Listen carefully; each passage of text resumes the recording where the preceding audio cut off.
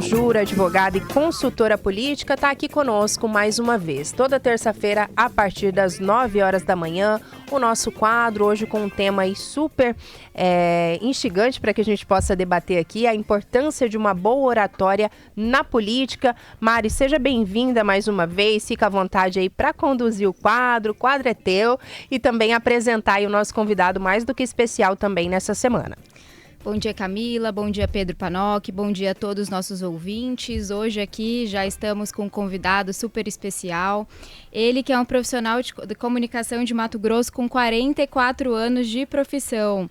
Ele começou na rádio, Camila, e acho que todo mundo lembra muito bem do rosto dele, da voz dele, porque ele esteve 27 anos ontem, quando eu estava vendo o currículo dele. É a minha idade, né? Já falando aqui um pouquinho, por 27 anos ele foi âncora, né, do principal telejornal de Mato Grosso, o MTTV segunda edição. Com a gente aqui, Elias Neto. Elias, muito obrigada pela sua presença e por topar estar conversando aqui com a gente hoje, nessa manhã. Eu que agradeço, muito obrigado, Mariana, Camila. Um prazer estar novamente aqui, é pela segunda vez que a gente se encontra para conversar um pouquinho, né? Muito obrigado pela oportunidade, eu fico muito feliz quando sou convidado, porque o rádio me traz uma memória afetiva muito forte. Eu comecei no rádio em 1979, vou completar agora 45 anos de profissão. Aliás, foram 37 anos, não 27, né? Foi bem mais que a sua idade, né? Eu fiquei 27 no principal telejornal e a conta toda na TV Centro-América. Ora, eu teve uma época que eu fui para a primeira edição e depois voltei para a segunda, né? Então, a soma total, mas só de telejornal. Na TV Centro-América foram 37 anos. Eu fiz também telejornal no Canal 8, foram 5 meses apenas, e anteriormente eu trabalhava só com rádio. Então isso me traz uma memória afetiva muito grande. Inclusive estar aqui, eu me lembro, eu gosto muito de, todas as vezes que eu venho a esta emissora, eu gosto muito de ir lá atrás no prédio antigo, onde funcionou a primeira rádio, a primeira emissora FM, que foi a Cuiabana FM, que foi aqui do Jacques Brunini, da família Brunini, e eu tive uma amiga, Juliane Oliveira, que trabalhou aqui, a gente se falava muito, ela trabalhou comigo na TV Centro-América. De vez em quando eu visitava a Juliane aqui, batíamos um papo na Cuiabana FM, foi a primeira emissora FM de Mato Grosso. Muito bacana, muita experiência, né, Elias? Sim. E logo depois que ele saiu da TV Centro-América, o Elias hoje, né, tá atuando como palestrante e ele ministra cursos de oratória e comunicação assertiva, né? Exatamente. Um dos motivos pelo qual eu convidei ele aqui, sei toda a experiência, né, a competência dele, e é um tema que está em voga, né, nesse ano de eleições. As pessoas procuram muito, né, se profissionalizar, saber um pouquinho mais, né, como se falar, como se portar diante de uma entrevista, né, diante de um palco. Às vezes você vai falar numa campanha eleitoral. Por isso que a gente trouxe aqui esse tema e não podia ser outra pessoa para estar aqui com a gente nessa manhã, Elias. Muito obrigado. E para começar, até para contextualizar um pouquinho os nossos ouvintes, né, queria que você explicasse melhor, né, o que é a oratória, né, e o que você considera como uma comunicação efetivamente assertiva. A oratória é um conjunto de regras para a sua comunicação quando você trabalha diante do público. E hoje, quando nós falamos em público, eu não quero dizer que eu preciso estar diante de uma multidão. As pessoas confundem muito isso, elas acham. Às vezes eu pergunto nos meus cursos como é que se configura, quando é que se configura público, quando você está falando. Quantas pessoas? Aí as pessoas ficam em dúvida e alguém normalmente diz uma pessoa, correto. A partir de uma pessoa você já está falando publicamente. E aí 3, 4, 5, 1 milhão, 2 milhões, 3 milhões de pessoas falando. E ao mesmo tempo em que nós aqui estamos falando estamos falando para o público, só não estamos enxergando essas pessoas. Mas agora nós temos as novas tecnologias e muitos estão nos assistindo, né? Isso é falar para o público, isso se chama oratória. Mas como eu disse, é um conjunto de regras que começa pelo conhecimento.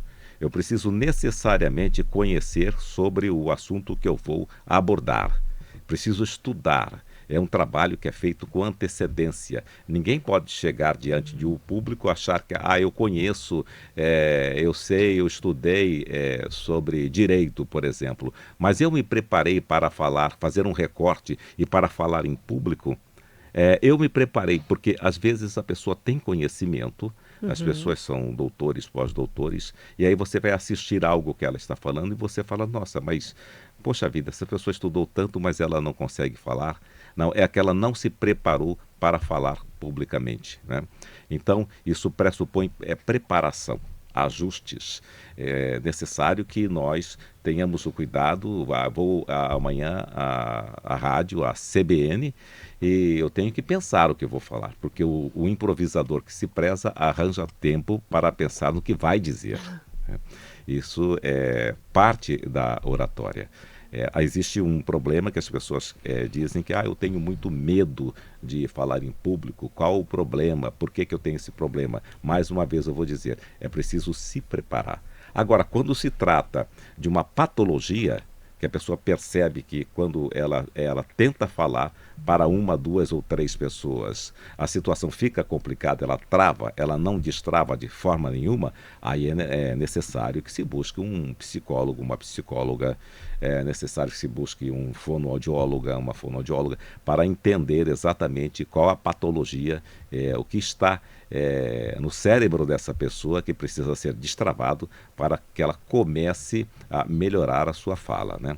Mas, de qualquer forma, sem preparação, não é possível você enfrentar o público, senão seria uma irresponsabilidade. Era uma das perguntas que eu tinha separado aqui, né, e que você, lógico, já respondeu, qual é a importância da preparação para a oratória, e é basicamente tudo, né?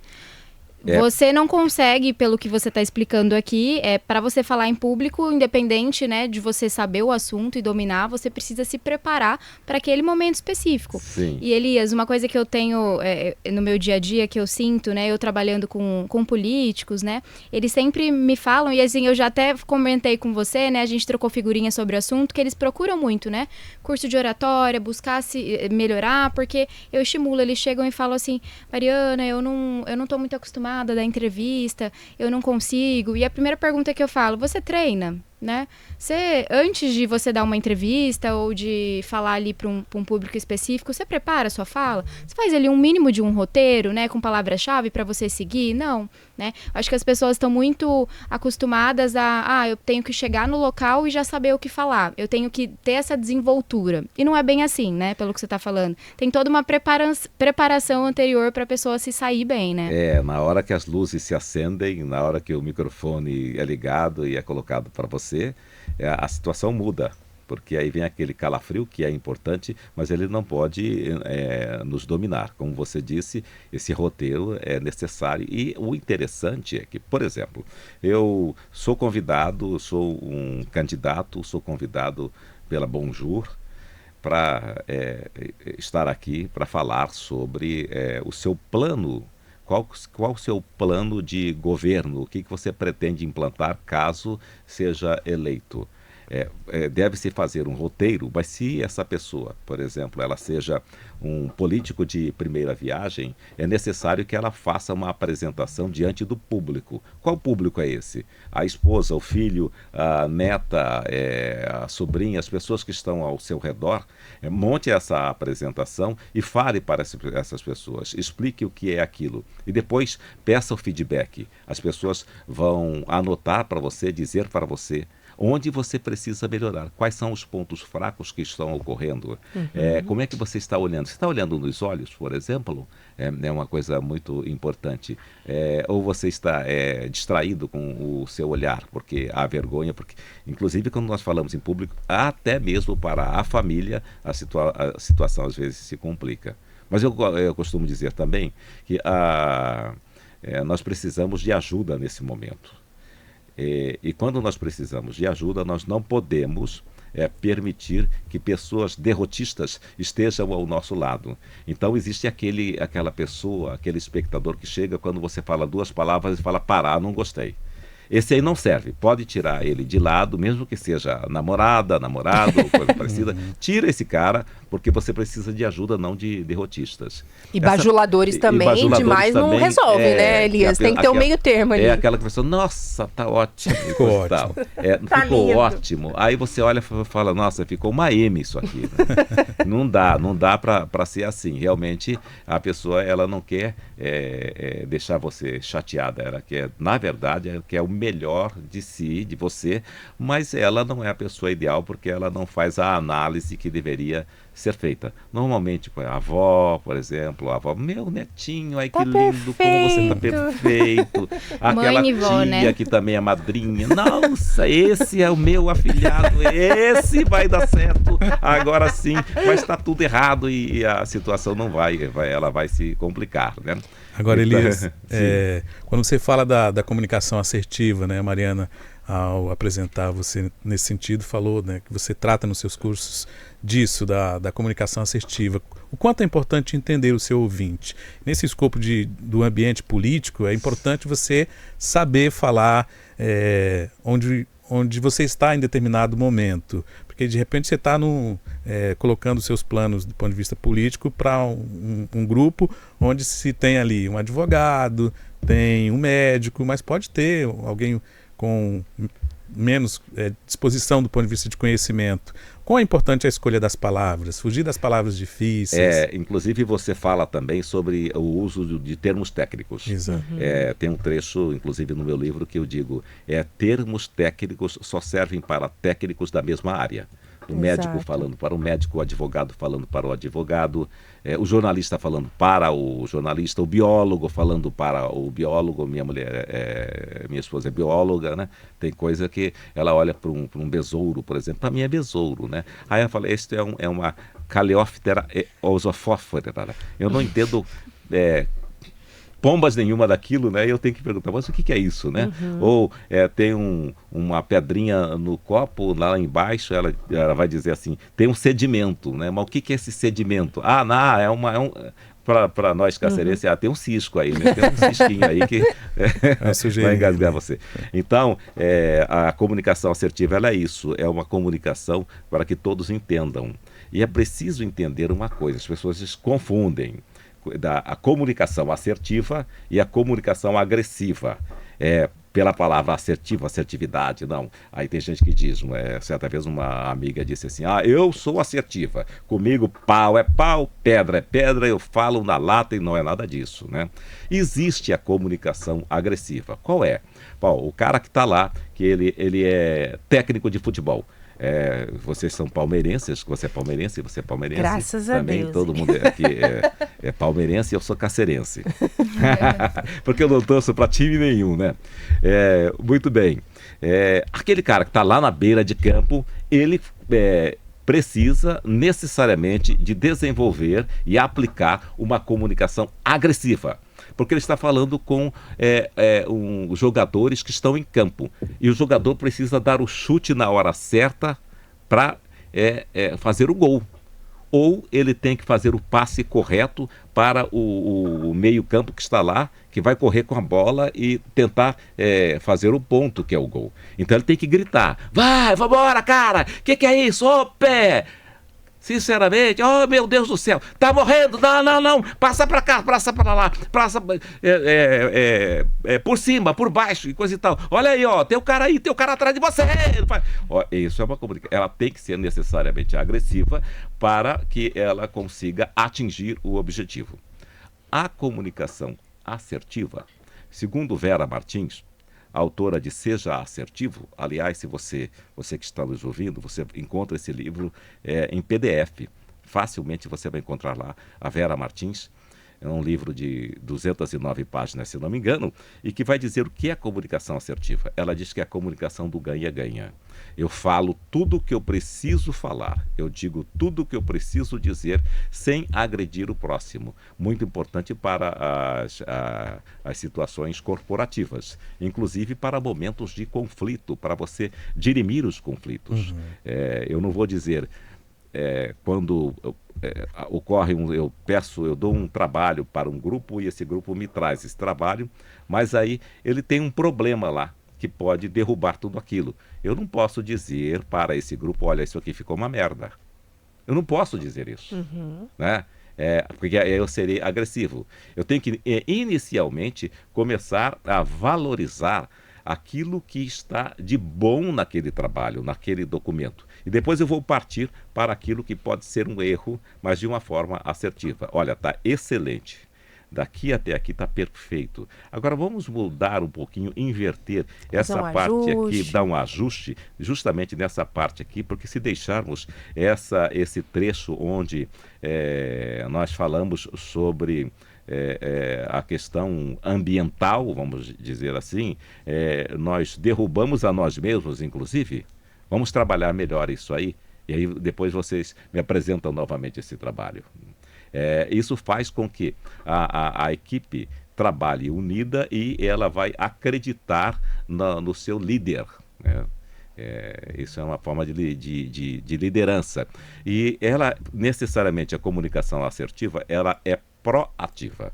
Suponhamos que eu seja um funcionário, o funcionário da Bonjour.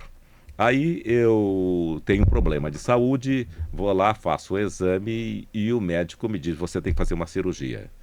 Eu não posso chegar para minha líder e dizer, olha, eu farei uma cirurgia da próxima semana e tchau. Eu tenho que chegar e dizer, Mariana,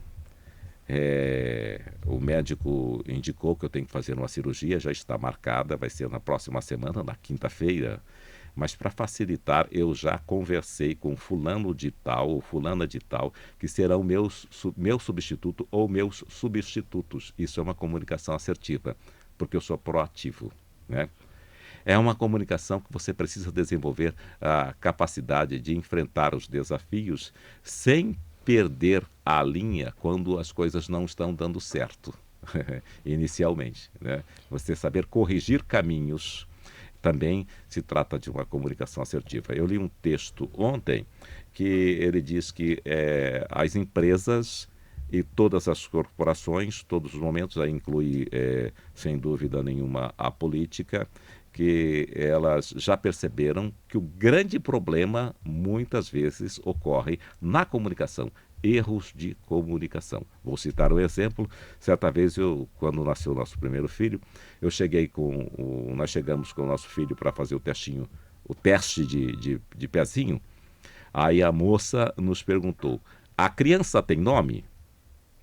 Eu achei uma agressividade tamanha, que na época não existia, por exemplo, internet. Eu peguei e mandei uma carta para a diretoria do laboratório.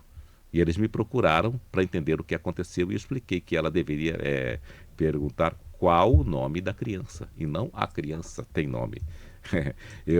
Pode ser uma coisa simples, mas eu como pai e a mãe, Solange, nós ficamos assim chateados, super chateados na hora, né? Que é um momento que você está feliz e ao mesmo tempo sensível. Você está com um bebezinho no braço, que é o seu filho. Elias, e aproveitando, Mari, se me permite também, né, falando um pouco mais quando a gente trata dessas questões políticas, né, você já trouxe alguns pontos e eu acho que existe uma preocupação maior, principalmente, né, quando a gente fala, por exemplo, de pessoas que ainda não têm essa experiência, então é tudo muito novo, Elias. Unir a oratória, mas também o conhecimento, né, daquilo que o cargo exige, né? Por exemplo, um vereador, certamente quando ele for conversar com o seu público ou apresentar, né, a sua plataforma ali, fazer o seu pedido de voto, seu pedido de apoio, enfim, ele precisa ter um certo domínio sobre diferentes temas. É claro que ninguém sabe de tudo sempre, mas ele precisa circular ali, né, sobre vários temas, porque ele vai ser questionado e ele vai precisar apresentar, né, os seus programas, seja para mobilidade urbana, para saúde, enfim. Tem como unir isso tudo ou é só com muita experiência mesmo? Você conseguir ter uma boa oratória, conversar com o seu público, mas também ter um domínio básico ali de cada um desses assuntos? Até queria que você, com a sua experiência, falasse também um pouquinho sobre situações dessa natureza. Apenas a experiência vai trazer esse domínio para esse candidato, enfim, ou para esse político? Somente a experiência não vai trazer esse domínio, porque você necessariamente... Ninguém sabe de tudo. Uhum. Nós conseguimos entender, eu entendo um pouco de comunicação, entendo de marcenaria, porque lá atrás eu também trabalhei como marceneiro por 10 anos, então entendo de marcenaria, entendo de karatê, porque sou karateca e até hoje, mas muita coisa eu não vou entender. Então um vereador, por exemplo, ele tem que acreditar e ter uma assessoria competente e ele tem que acreditar nessa assessoria. Portanto, ele tem a necessidade de anotar tudo que é preciso anotar e pegar informações. Antes de falar sobre determinado tema, fazer o levantamento de tudo para que ele tenha a competência de dizer algo que seja palpável sobre aquele tema. Os dados são muito importantes, números, mas os números têm que ser verdadeiros. Não dá para apostar e de falar, tem inclusive Matteo D'Ancona, que é autor de Pós-Verdade, um livro sobre fake news. Ele cita vários exemplos de políticos norte-americanos que cometem esses erros apostando na fake news. Há um caso de um político que ele dizia um número falando num simpósio, ele falou de um número lá e o assessor dele também não sabia ao certo, mas sabia que não era aquele número que ele estava anunciando. Ele disse, não está correto isso. Aí ele corrigiu para o número mais errado. Aí o assessor perguntou, onde o senhor ouviu isso? Falou, eu ouvi em algum lugar. Ouvir em algum lugar? Não, de jeito nenhum, não pode. A fonte tem que ser uma fonte que seja de confiança, onde você vai buscar. O que é fonte? Onde você vai e busca informações. E ao final, esse mesmo político apostou na desinformação. Ele disse para o assessor dele, ninguém vai se lembrar disso. Mas tem gente que se lembra. A memória de muitos têm a memória curta, mas muitos têm boa memória e muitos estudam. Ainda mais agora que nós estamos com a facilidade da internet. De ter acesso a essas Exatamente. informações, Você está falando, eu falei em Matteo D'Ancona, alguém que está nos ouvindo provavelmente já acessou para ver quem que é esse Matteo D'Ancona. Já viu lá que é um livrinho de capa vermelha, e que é muito interessante ser lido. É importante nós, comunicadores, que leiamos esse livro ou livros dessa natureza também, né? Mari, fica à vontade. E hoje, a gente estava falando de internet, nós vivemos no mundo digital, né? Perfeito. E como que você vê, Elias, essa mudança, né? Você acha que a oratória mudou com o advento dessas redes sociais e das plataformas digitais? A oratória, né, os políticos... Mari, desculpa interromper, o repórter tá nos chamando, a conversa tá boa, o tempo tá passando rápido. Vou pedir pra você refazer a pergunta assim que a gente voltar da pausa do repórter CBN. É bem rápido, sigam conectados conosco, a gente já volta. De volta aqui na CBN Cuiabá 95.9 FM, a rádio que toca notícia 24 horas por dia. Nessa terça-feira, 20 de fevereiro de 2024, o nosso quadro Comunicação Política com Mariana Bonjour, recebendo um convidado ilustre aqui e que está disparando o nosso WhatsApp aqui, Mari. A gente está conversando com o jornalista Elias Neto, falando sobre a importância de uma boa oratória na política. Antes da Mari, eu tive que interrompê-la por conta do repórter CBN, mas bem rapidinho, Mari, passar aqui um pouquinho pelos ouvintes, antes de você trazer o próximo questionamento. O Jonas Pardinho, Elias, está dizendo assim, lágrima nos olhos, ouvindo Elias Neto, saudade de acompanhá-lo no rádio e na TV. Jonas Pardinho? Jonas Pardinho. Eu acho que eu conheço. Esse sobrenome não me é estranho. Tá aqui, tá passando Jonas, pelo nosso WhatsApp. Um abraço para você, meu querido. Obrigado. Ângelo Fabrício também deixou a mensagem dele. Elias Neto, um pilar da comunicação de Mato Grosso. Parabéns, Mari, por compartilhar esse entrevistado conosco. Olha que responsabilidade. Pilar. Tá pilar lá. É uma palavra muito forte, né? É o Ângelo, né? Ângelo Abraço, Fabrício. Ângelo.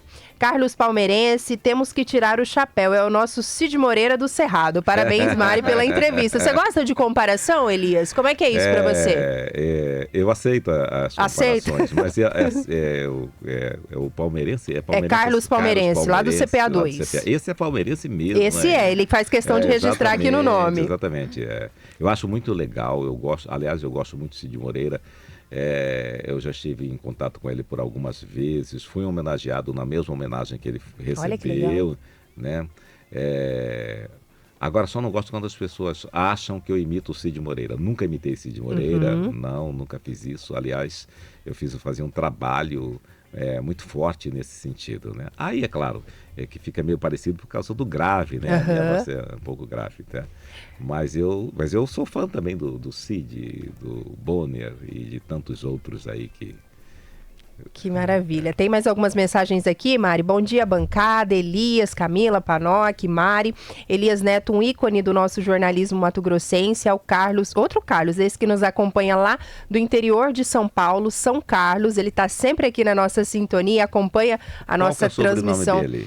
Carlos, deixa eu ver aqui. É Canidia? O sobrenome dele é Canidia ou é só apelido dele? Carlos Fernandes. Carlos Fernandes. Será? Acho que Canidia é apelido, aqui nós né? temos um amigo lá, é Carlos também, só que ele é japonês. Não, então não é esse. Esse é daqui, mas ele mora lá agora. É o Carlos Fernandes.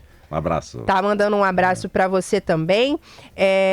Tem pergunta também chegando, Mari. Daqui a pouquinho eu trago, antes de você fazer o questionamento, só sobre um assunto que a gente falou há pouco. O Adriano também comentou. O bom assessor é aquele que fala o que o chefe não gosta de ouvir, mas nem sempre esse é valorizado pelo chefe. O comentário do Adriano, que também está sintonizado conosco aqui no nosso WhatsApp. Fica à vontade, então, Mari. Diga, Elias, pode ficar à vontade. O bom assessor é que fala o que o chefe não gosta de ouvir.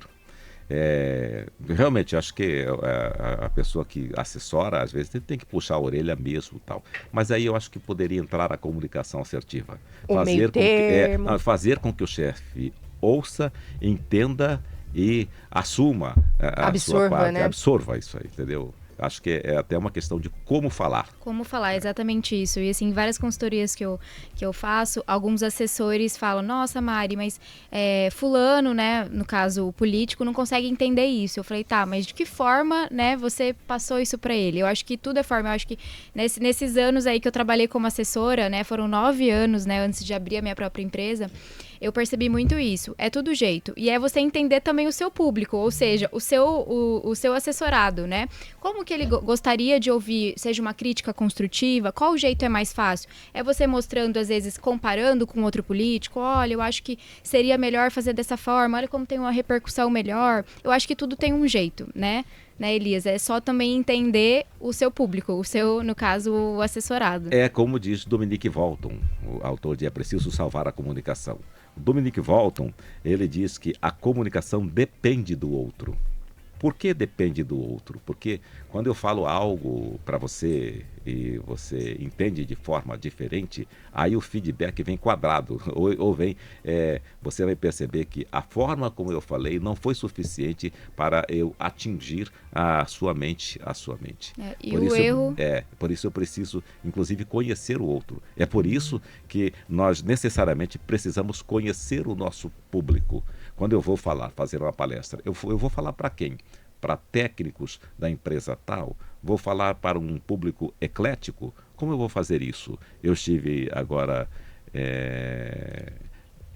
como é que é o nome da cidade que eu estive? Lá no Nortão? Colíder. O Anderson vai ficar super nervoso, que eu esqueci o nome da cidade dele. Eu estive lá fazendo uma palestra para líderes da CUFA, da Central Única das Favelas, na região norte. Ou seja, quando eu sou chamado, eu pergunto como são as pessoas, o nível dessas pessoas, o conhecimento delas, o que elas fazem.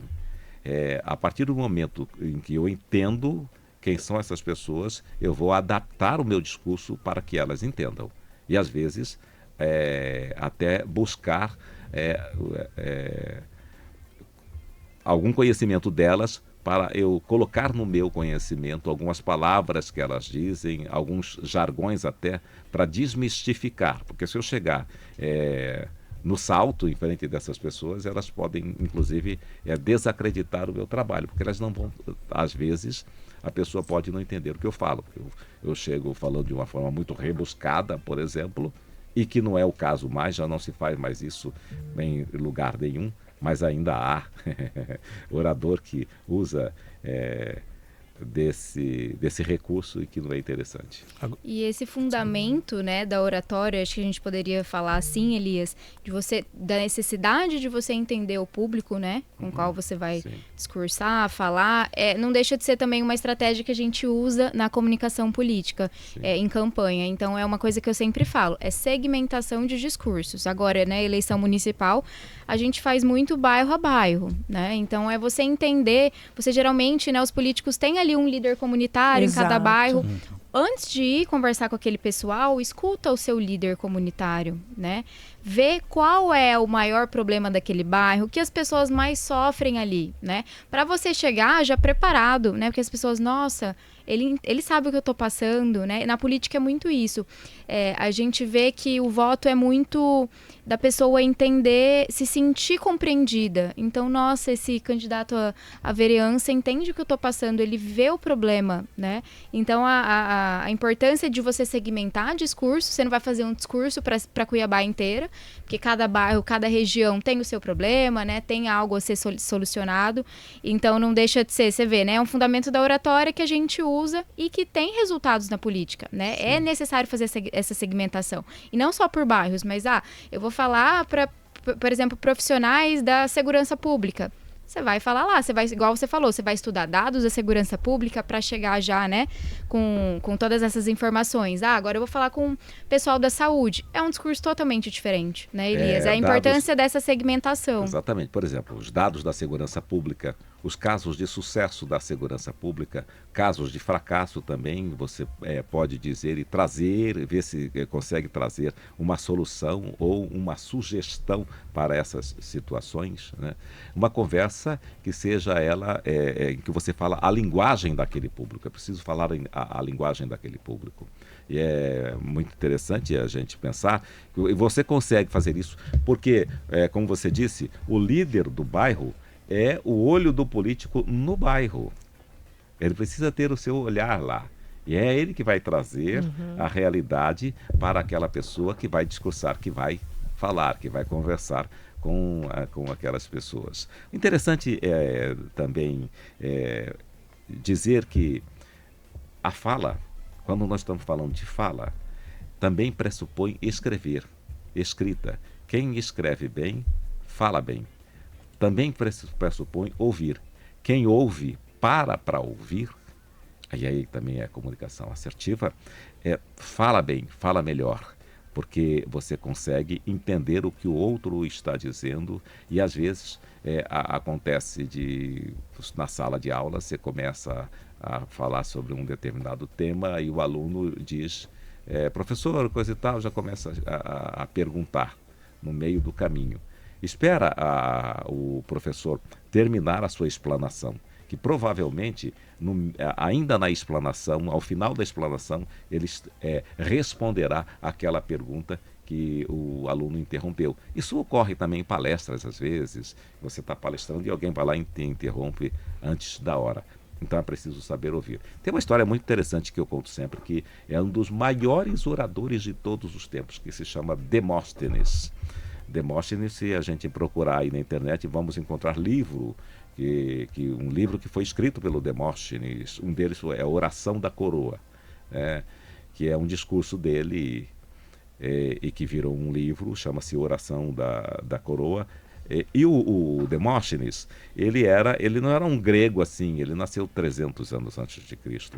Ele não era aquele grego assim, tão bonito, muito apresentável. Mas a história dele é que ele se transformou num dos maiores oradores de todos os tempos, porém, anteriormente a isso, ele era gago. Ele tinha esse problema de ser gago. Aos 8 anos de idade, ele perdeu os pais, e aí o tutor pegou tudo que ele tinha, toda a fortuna, e ele ficou na dependência. E o tempo foi passando, um dia ele, com 27 anos de idade, ele lá no parlamento assistiu a um orador falando, e ele falou, eu vou ser orador. Porque à época as defesas não eram feitas por advogados, e sim por oradores. Trabalhava-se de forma muito forte a oratória lá na... Então ele falou, vou ser um orador. E não existia fonoaudiólogo na época, não existia professor de oratória, não existia a capacidade da Bonjour, da Camila, do meu amigo, né? Pedro, para trazer informações para as pessoas. Ele criou uma técnica, começou a escrever o que ele queria falar, desenvolveu o hábito de escrita, tanto é que ele deixou muita coisa escrita, enquanto que o outro orador que dizia ser melhor que ele, que se chamava Péricles, não ficou conhecido, não ficou marcado no mundo da oratória como ele, ficou conhecido como um líder militar. E as técnicas que ele desenvolveu foi, por exemplo, entrar para as cavernas e fazer os discursos, as falas na caverna, porque não existia um estúdio da CBN. Aí a caverna funcionava como estúdio. Aí ele subia as montanhas declamando de tudo: ao meu amor serei atento antes, e com tal zelo, e sempre, ainda não existia sonetos de fidelidade, né? É o poema que eu tenho agora, né? E com tal zelo e sempre tanto que mesmo... Aí pronto, acabava o fôlego. Outro dia ele ia, até que um dia ele chegou lá no pico, e encerrando o poema, né? Que não seja imortal o posto que chama, mas que seja infinito enquanto dure. E estava perfeito. E a gagueira dele, ele desenvolveu uma técnica de colocar pedrinha na boca e falar, e tinha dificuldade. Ele mesmo corrigiu a gagueira dele. Essa técnica hoje ela é um pouco reprovável, mas ele conseguiu resolver isso aí. E foi para o parlamento, fez o discurso que ele precisava fazer e conseguiu reaver a sua herança, né? Essa história do Demóstenes.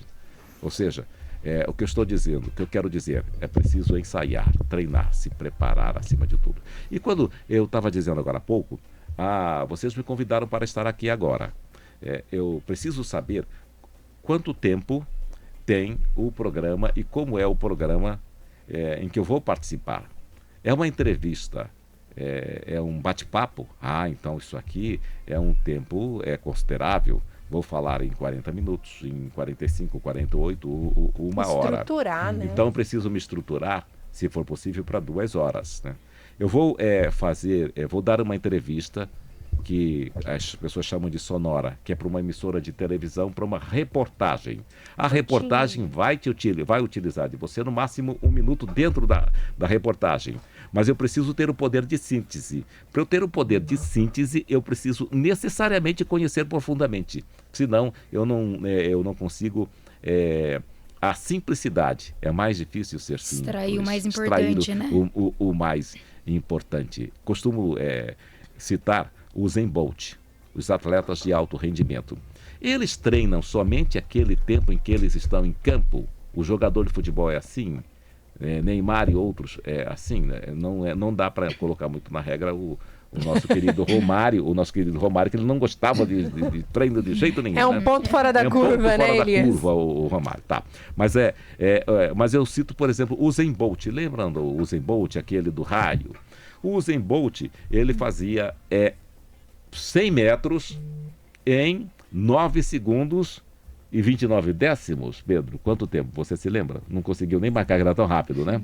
Aí ele saía correndo e coisa e tal, e fazendo raio, e era um cara super simpático. É um cara super simpático. O Usain Bolt trabalhava, treinava apenas 9 segundos por dia? Evidentemente que não. Ele treinava em torno de 6, 7 horas, porque você precisa preparar toda a musculatura, é preciso fazer academia, fortalecer os músculos para dar melhor explosão, ainda mais numa corrida assim, 100 metros rasos, uma coisa que é de explosão, ela não é constante, você tem que explodir e chegar lá, né?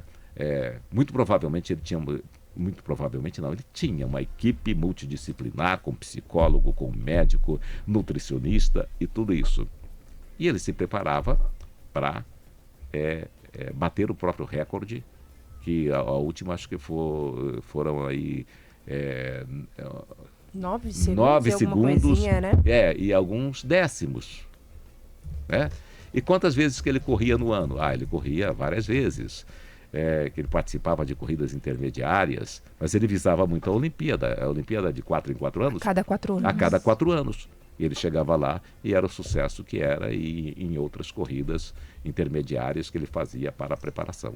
9h58, Mari. Cami, temos algumas perguntas aí? Tem um questionamento aqui, Pedro Panock. Primeiro trazer uma mensagem, Raquel Abraão. Bom dia, Mari, Elias, show de entrevista. Parabéns a toda a equipe da CBN Cuiabá. O seu Heraldo Duarte, ele tá perguntando assim, Mari, Elias, Panock, se existe um tempo ideal para falar em público. E se podemos também, durante a nossa conversa ali, palestras, essa conversa do eleitor, do candidato com o eleitor, falar sobre fatos que aconteceram com a gente. E aí ele finaliza mandando um grande abraço ao Elias, dizendo que está com saudade. É o Heraldo Duarte. Tem tempo ideal e podemos usar também questões pessoais nesse diálogo? Heraldo Duarte. Aí ele tá com saudade de onde? Ele falou só que tá com saudade. Tá com saudade. Estamos com saudade, Elias. Salvo engano, o Heraldo mora em Poconé, se eu não tô enganada. Me corrija aí, Heraldo, se for isso mesmo. Se eu não tô doida, ele é nosso ouvinte lá de Poconé. Ao longo da minha existência é porque assim, às vezes muitas pessoas elas entram em contato, o nome já me vem à memória, porque eu já conversei com gente demais. Imagino. Muita gente. Já vou completar 45 anos de profissão, né? Não que eu seja velho, é que eu comecei muito jovem. Com certeza. Muito jovem. Mas ele pergunta se há tempo ideal. O tempo ideal é você não se tornar enfadonho. Há uma entrevista, o tempo ideal, uma entrevista, um bate-papo. Depende, ele pode durar aí de até 1h30, sei lá, vai depender da dinâmica que está ocorrendo. Porque senão as pessoas saem, coisa parecida. Eu tenho visto aí podcast de até 8 horas. Eu não sei se eu ficaria 30 minutos nesse podcast, né? Porque é uma maratona, né? Eu não conseguiria acompanhar uma maratona. Mas eu vejo que suponhamos que você esteja falando num comício, você é um político. Exato. O mais rápido possível. Mais rápido possível, desde que você consiga contemplar todas as suas ideias. 3 minutos a 5 minutos seria o ideal. Né? Uma palestra para ela se ficar bem interessante, bem gostosa de ser acompanhada, de ser assistida, seja ela presencial ou não. 40 minutos, 50 minutos, né? E aí depois abre para as perguntas, aí com a interação toda, a gente vai ficar por lá por 1h30, por exemplo, mas aí já mudou a dinâmica. A palestra em si, eu acho que o ideal seria 40, 50 minutos. Depende muito, porque geralmente palestra já vem o tempo pronto, né? Sim, você tem 1 hora para falar. Eu sempre falo a importância de você utilizar o tempo inteiro. Então, se é 1 hora, se prepare para ali falar, né? Entre 50, 1 hora no máximo, não passar, porque eu acho que fica chato também. Sim. Até para você que está apresentando, as pessoas começam a te cobrar, né? Termina, né? Para os organizadores, isso também não é muito bom, né? E aí você delongou, aí você não consegue terminar, né? Fica tentando buscar atalho para terminar e fica uma coisa chata pra caramba. Tão bacana, né? Quando você termina no tempo exato, as pessoas, nossa, olha, ela se preparou, legal. Terminou no momento certo, né? E aí, eu lembro que para você, há necessidade, você tem 1 hora, mas se prepare para 2h30 para você ter a possibilidade, até que muitas vezes, em simpósio, por exemplo, atrasa. Né? Tem várias palestras, né? Seminário, várias palestras. Aí a primeira palestra que começaria às 8 horas, mas aí tem aquela abertura que às vezes é bem difícil de... aquela abertura e aí alguém atrasou, uma autoridade atrasou meia hora, aí eles vão compactando tudo lá. A palestra que demoraria 40 minutos ficou para 30 minutos. E você tem que estar preparado também para fazer esses cortes, né? Mais uma vez, o preparo fala bastante alto nesse momento, para você trazer de 40 para 30 e não perder o conteúdo. Não sei, Cami, se tem mais perguntas por aqui. Pergunta não, tem mais algumas mensagens, daqui a pouquinho eu trago, então. O que ontem me mandaram quando eu publiquei, né, que o Elias estaria aqui com a gente, que pediram, foi mais de uma pessoa, para ele dar alguns conselhos ou dicas, principalmente para jovens políticos, pessoas que estão querendo entrar na política, né? Que não tem tanta experiência, né? Porque o político experiente está há anos ali, já aprendeu a conversar, a falar em público. Então, principalmente para esses jovens políticos que estão aí, provavelmente vão pleitear um cargo a vereador nesse ano, e eles querem saber que conselhos você dá para essas pessoas mais iniciantes, dicas do que fazer e do que não fazer para desenvolver a habilidade na oratória e na política nas eleições 2024. Primeiro, eu acredito que a pessoa, para entrar na política, ela precisa dar uma estudada do que é política. Verificar, sentir como é esse ambiente, que é uma ciência, aliás, belíssima, uma ciência belíssima, a política, mas você precisa saber em qual caminho você vai pisar. Quais as pessoas, com quem você, a partir desse momento, vai se relacionar. Preciso entender o âmago dessa história, que é política. Em segundo lugar, e também que não fica tão em segundo, é aquilo que nós já falamos, nós já dissemos, você precisa trabalhar tudo aquilo que você vai falar. Qual que é a minha meta? Qual que é a minha proposta? Eu vou trabalhar para a saúde, então estude com muito afinco como está a saúde, digamos, da capital de Mato Grosso. Como está a saúde do estado. Como estão os postos de saúde, os hospitais, o que nós temos aí de real e o que é necessário para ser feito. Isso é um estudo que você tem que fazer para que ele seja colocado no seu discurso. E quando você vai gravar, por exemplo, uma mensagem, necessário se faz que você busque a naturalidade para a sua fala, mas que não seja aquela coisa tão desleixada.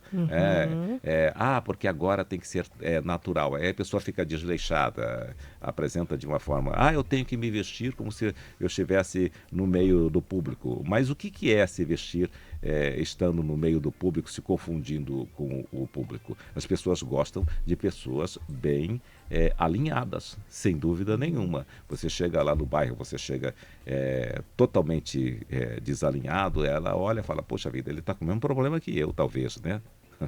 Nem todos estão não estou dizendo que a pessoa do bairro está com esse problema, né? Mas elas olham para a nossa imagem. Nós vendemos, entre aspas, a nossa imagem. Quando eu chego, a pessoa me olha e observa. Quando você chega, a mesma coisa. Pedro chega, as pessoas olham para a pessoa. É natural. E elas analisam a imagem, a mensagem que nós transmitimos por meio da nossa imagem. E a fala? Você tem problemas para falar? Então se prepare. Procure, sim, fazer um curso de oratória. E não precisa ser necessariamente voltado para a política, mas procure sim, porque às vezes a pessoa tem uma dicção muito ruim. E aí complica para quem está ouvindo. Isso não transmite credibilidade. Às vezes a pessoa grita muito ou fala muito baixo. Outras vezes há aqueles que não articulam na hora que falam.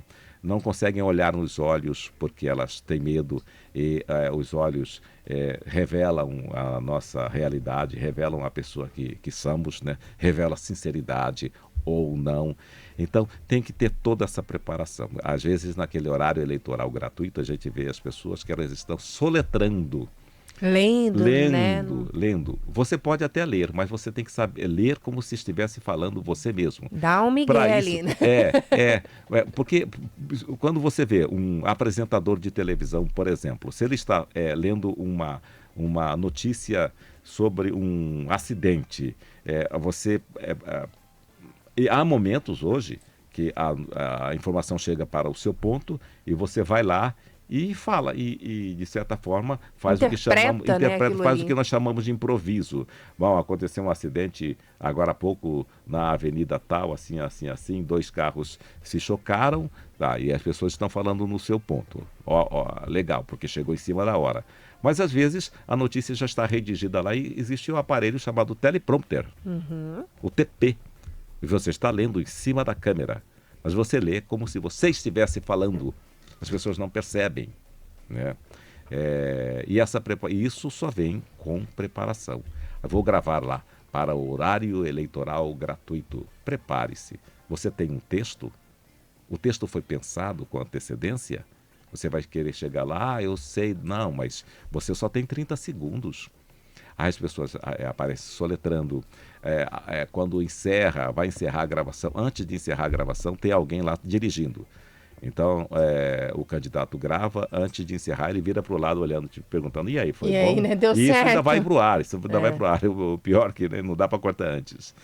São algumas questões que os novos candidatos, as pessoas que estão chegando, precisam atentar. Mas, acima de tudo, estudem muito. Conhecimento acima de tudo. O repórter está nos chamando, Panoc, e a gente vai fazer uma pausa. Eu sei que o Pedro tem mais algum questionamento ali para o Elias, que está aqui conosco nessa manhã, e tem algumas mensagens aqui, algumas histórias também, relembrando aí algumas passagens com o Elias. A gente vai para uma pausa e já está de volta. Minutos de volta aqui no nosso quadro Comunicação Política, sob comando da Mari Bonjour, hoje recebendo aqui nosso colega Elias Neto conversando conosco. O Pedro Lima já está aqui para o Momento do Esporte, mas ele vai aguardar um pouquinho antes de entrar em campo. Estamos quase caminhando aqui para a reta final, mas muita gente participando conosco, muita gente com saudade também aí do Elias. O seu Pinheiro está se recordando, falou, se reunia todo mundo na sala para assistir ao telejornal. Hoje em dia está muito diferente. Parabéns, Elias, por fazer parte de toda a nossa história. Camila, quando ia começar o MTTV, meu pai reunia todo mundo para assistir. Era uma obrigação. Aí depois começava a novela, ele já mandava a gente sair da sala, mas a gente sempre teve esse hábito aí de assistir o telejornal, a mensagem que o seu Pinheiro compartilha aqui conosco. Tá sempre na sintonia. O Laurão tá aqui, Elias, nosso primeiro representante da TV Mato Grossense, nosso representante fiel, pergunta se ele continua sendo atleta. Sucesso, ótima entrevista. Laurão. Tudo bem, Laurão? Um abraço para você. Sim, continuo treinando karatê. Lá se vão quase 48 anos de... Olha só! Eu comecei com 16 anos e nunca mais parei. Até aquelas pausas que às vezes a vida nos obriga, né? E aí já são quase 48 anos treinando karatê e tô aí. Profissional do karatê. De vez em quando eu sou mestre, né? Sou faixa preta terceiro dan. Júlio César, é mole, Pedro? Panoc, sem cara? Não tem problema, não. O Júlio César está aqui também, Panoc. Bom dia, Mari, Pedro, Anderson, Elias. Comecei a escutá-lo no rádio quando a época era a antiga Rádio Vila Real, bairro Bandeirantes. Fazia uma programação. 1983. Ele citou aqui mesmo o ano. Exato. Fazia uma programação FM, mas ainda com a frequência AM. Perfeito. Uma época de ouro do rádio. A propósito, ele e Roberto Silva, outro grande comunicador, se destacavam. Mensagem do Júlio César. Eu, Roberto Silva, nós apresentávamos o Jornal da Manhã da Vila Real, que começava 15 para as 7 e ia até às 8 horas da manhã. Foi realmente um divisor de águas no jornal falado, em jornais de rádio em Mato Grosso, porque nós trouxemos algumas inovações para a época, foram fundamentais. Tínhamos o João Roberto Curti, que era diretor da Rádio Vila Real, dono e diretor da Rádio Vila Real, já havia trabalhado na Voz da América. E ele tinha amigos na Voz da América, como Jonas Rosenthal e outros grandes. E ele conseguiu com que essas pessoas fossem, de certa forma, nossos correspondentes. Uhum. Eles ligavam de lá para cá e contavam a história lá de Washington e coisa parecida. Que legal. Foi a primeira vez que nós lançamos o Repórter da Cidade. Sabe quem era o Repórter da Cidade à época? Sérgio Ricardo. Você esteve aqui conosco, né, esses dias, né, Mari? Foi lá que ele começou no rádio, lá que eu conheci o Sérgio Ricardo. Ele foi para trabalhar como repórter e aí foi criado o Repórter da Cidade, que ele girava na cidade e contava os problemas de trânsito, essas questões todas, que agora, há pouco tempo, voltou com muita força essa questão da cidade, até porque você fica no rádio aí, no carro 2 horas e aí você está no rádio, você está ouvindo o rádio. Igual Tim Maia, foi bom estar com você o ano inteiro, aquela música que ele fez para o rádio. E o Sérgio começou ali. a Fanny, acho que é assim a pronúncia, Fanny Cristina ou Fanny Cristina. Elias foi meu professor de filosofia da comunicação no primeiro curso de gestão ambiental da Universidade Unirondon. Um grande abraço, professor. Aprendi muito com ele. Ela está aqui no YouTube acompanhando também, Elias. Muitas lembranças aqui, né, na comunicação, na sala de aula, no esporte. Sim, eu me lembro dessa turma, dessa época. Fiquei por 4 anos lá na Unirondon trabalhando. Eu trabalhei na comunicação, disciplina sobre comunicação, de telejornalismo e também filosofia da comunicação para essa turma aí. Foi uma experiência fantástica.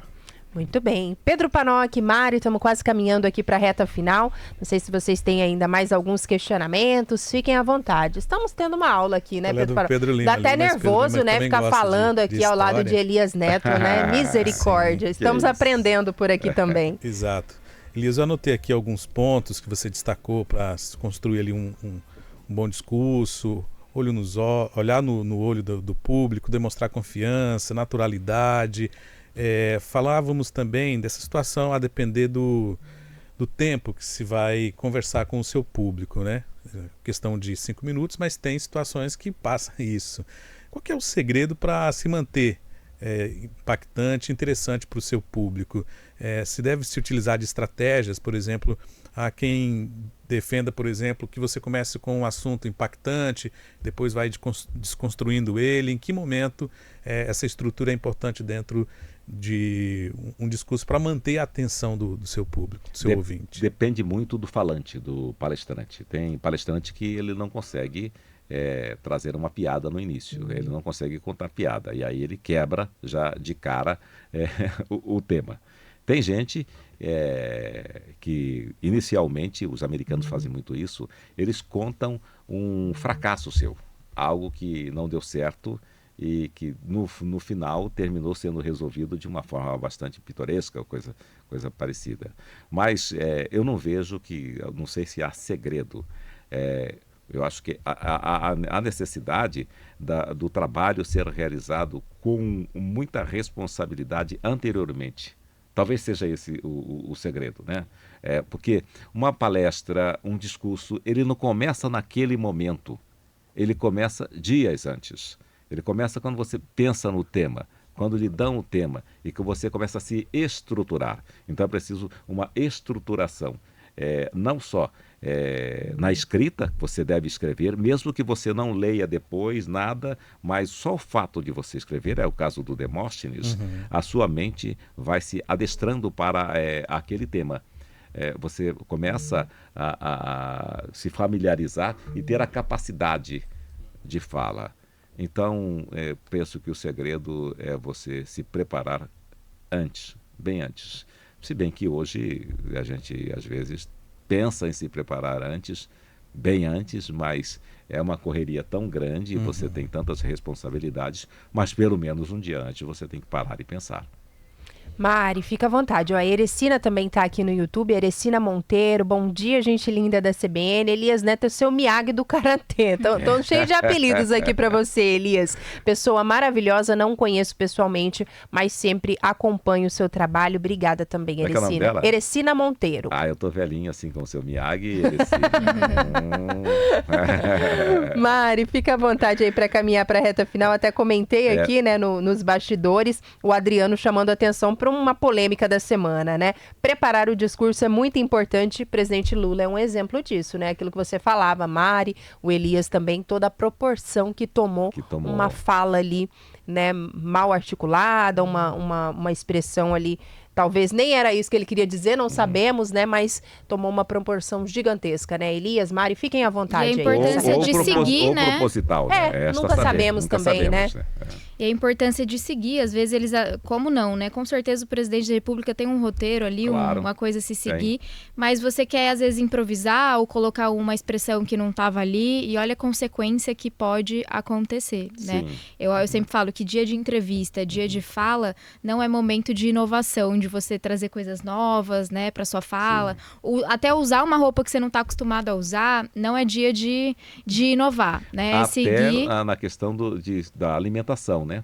Você vai falar daqui a pouco, aí você resolve chega uma coisa que você nunca comeu, você come ali 1 hora antes. Menino, e a pessoa dá um piriri ali, né, Elias? Não tem o que fazer.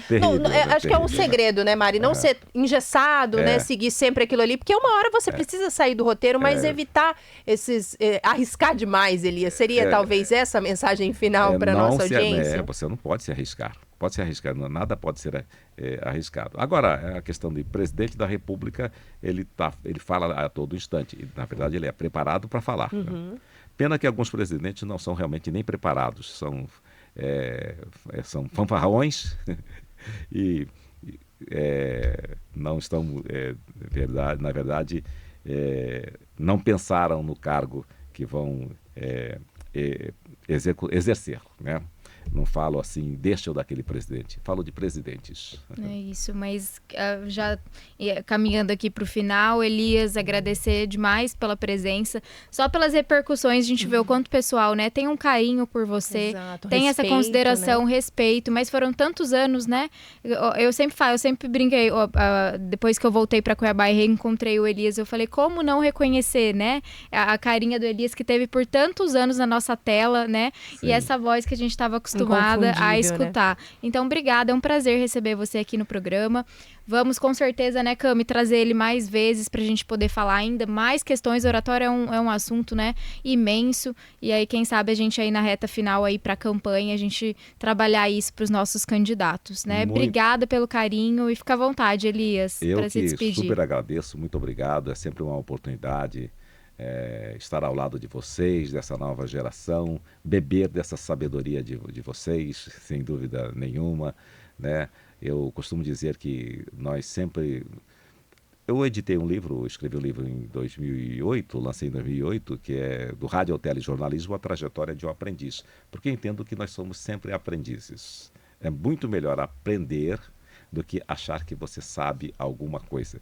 E com o decorrer dos anos, com o passar dos anos, nós vamos percebendo que quanto mais nós estudamos, eu sou mestre em estudos de cultura contemporânea, estou agora, sou doutorando, e a gente percebe que quanto mais nós estudamos, menos nós sabemos, né?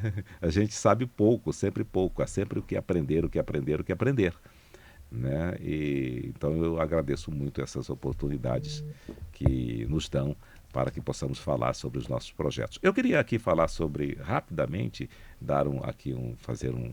Fica à vontade, antigamente Elias. se falava jabá, né? No rádio, né? Elias Neto, comunicação, mentoria e treinamento. Para o contato, aqui o WhatsApp 6599939837274 ou 6599-671-7274, tá? É só falar com a minha diretora e aí nós podemos conversar para algum trabalho, tá bom?